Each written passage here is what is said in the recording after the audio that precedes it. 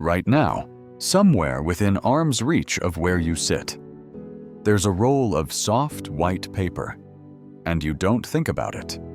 You reach for it the way you reach for a light switch, without deciding to. It feels permanent, like it has always been there. And yet, that roll is barely 150 years old. For almost the entire history of your body, none of it existed. Not the paper, not the plumbing, not the private little room with a lock on the door. And the way your ancestors handled this most ordinary moment is something you just stopped noticing. So, here's the question almost no one asks out loud. What did people do before the roll, before paper, before the flush, before the bathroom was even a room? And the answer reaches back past Rome, past the first cities, to a time before farming existed at all. Your species has been relieving itself for roughly 300,000 years. Soft paper, for almost all of you, is younger than your great-grandmother. So, hold that number for a second. 300,000 years can't be undone in 300. And the strangest part is this: the real answer was never really about what you wiped with. It was about something older. Your disgust got there first. So, start before the tools. Start with the body. For most of human history, you didn't have a place set aside for this. You had distance. You walked away from camp, downwind, away from the water you drank and the ground you slept on. And you knew, without anyone teaching you exactly how far, was far enough. That knowing has a name now. In 2011, Valerie Curtis and her colleagues at the London School of Hygiene and Tropical Medicine described disgust as a kind of immune system. Not the one in your blood, a behavioral one.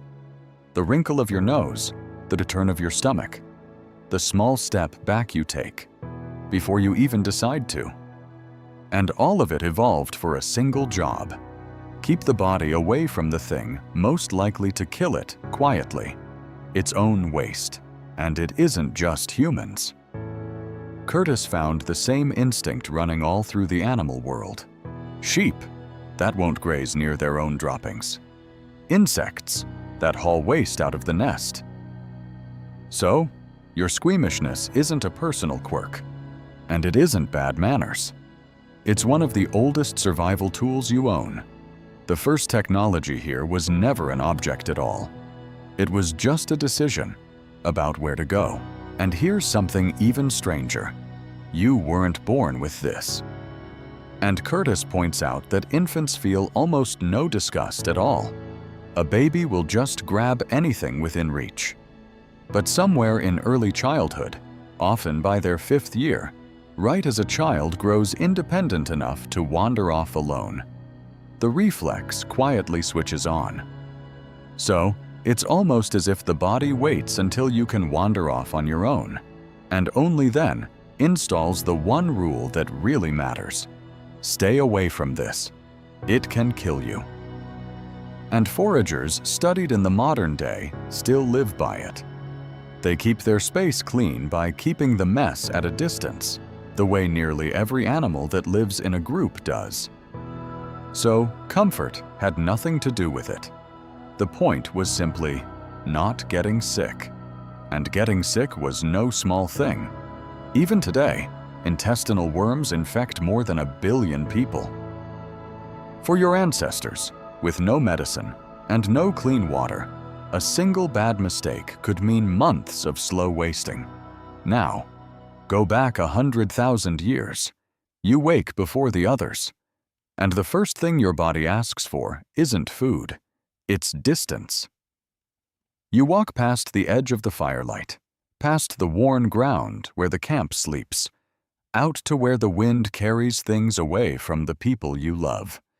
There's no privacy here, not the way you mean the word. There's only distance, and a nose that tells the whole camp where not to step.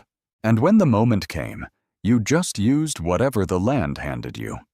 Water, If you lived near it, a smooth stone, a handful of leaves, or moss, or grass.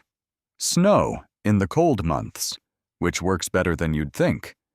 But none of this survives in the ground. Leaves rot. Water leaves no trace.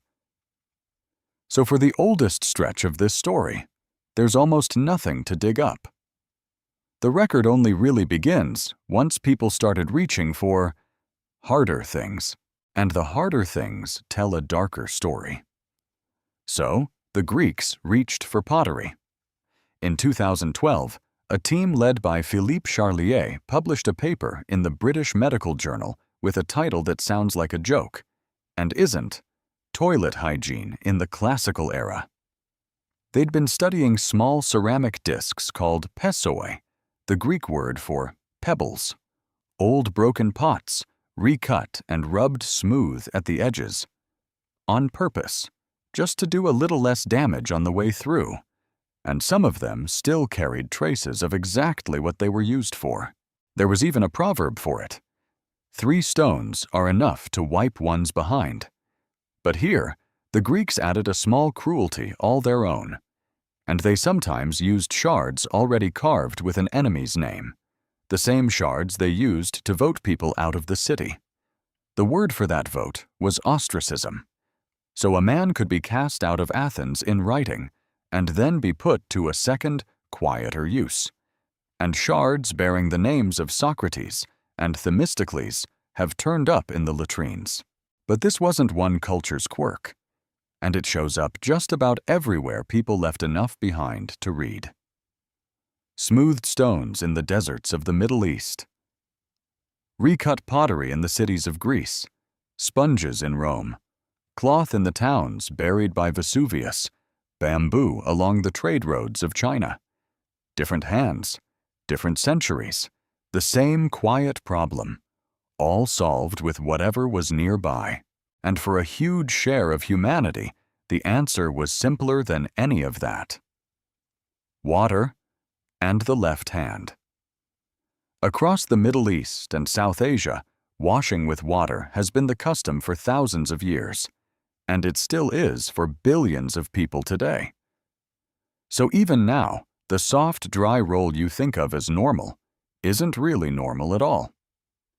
It's just one local habit, in one corner of the world, that happened to get exported, and in the long centuries after Rome, people just reached for whatever cost nothing.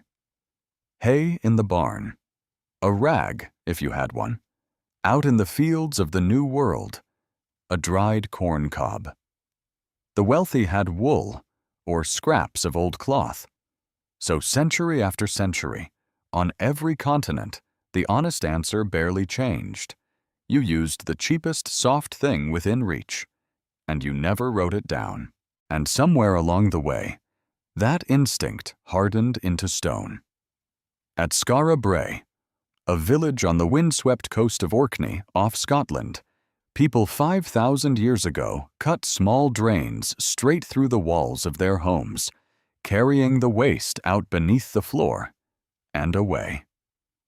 1,000 years later, in the Indus Valley city of Mohenjo-Daro, whole streets ran on covered drains, with private latrines quietly feeding into them.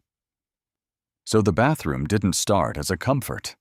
It started as a wall between you, and the thing your nose had always told you to avoid. And Rome took that engineering further than anyone.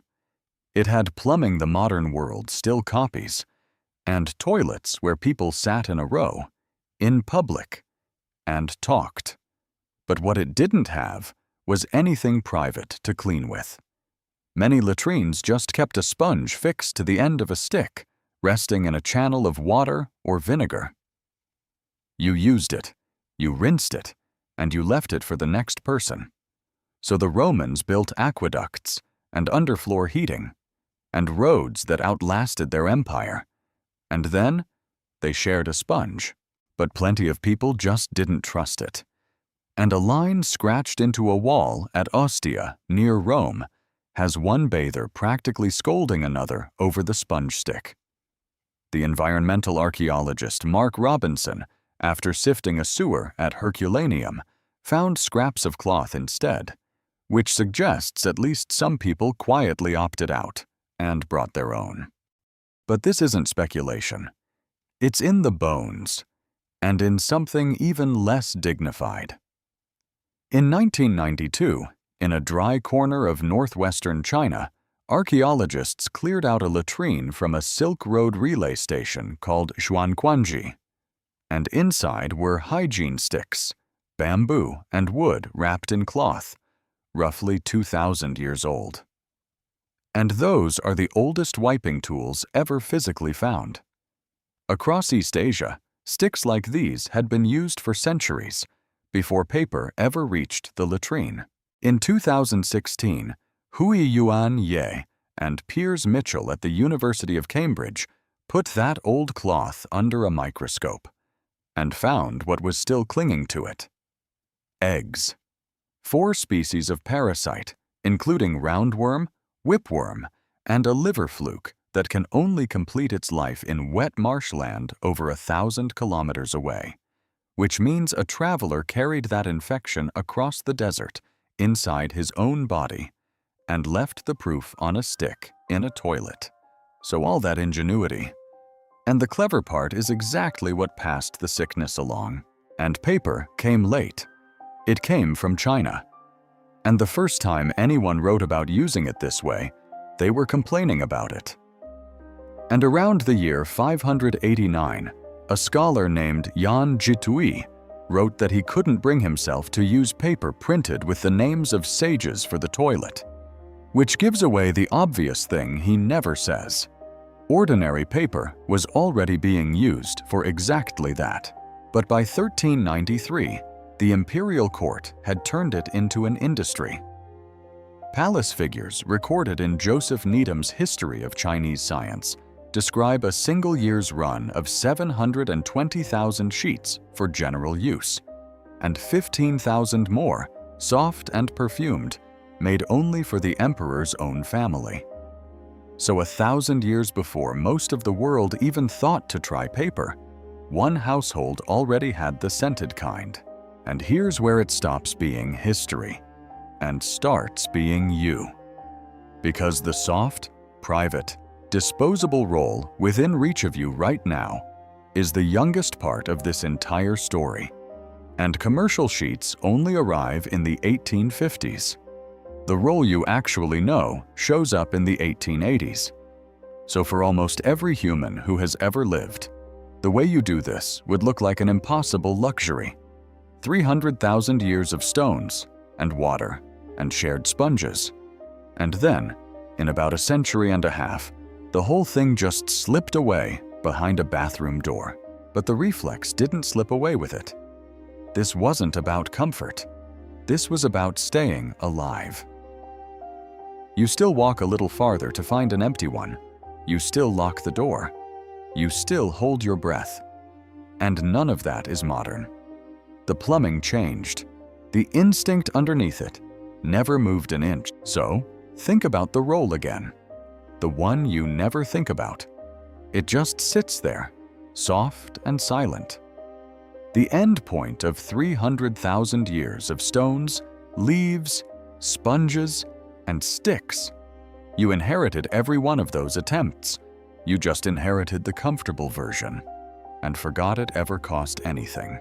For 300,000 years, your body handled this the way every animal does, with distance, instinct, and whatever the ground gave it. Then, we wrapped it in paper, hid it behind a door, and told ourselves it was nothing. But the disgust that kept your ancestors alive is still in you, firing on schedule every single time. The cave is gone. The code is still here.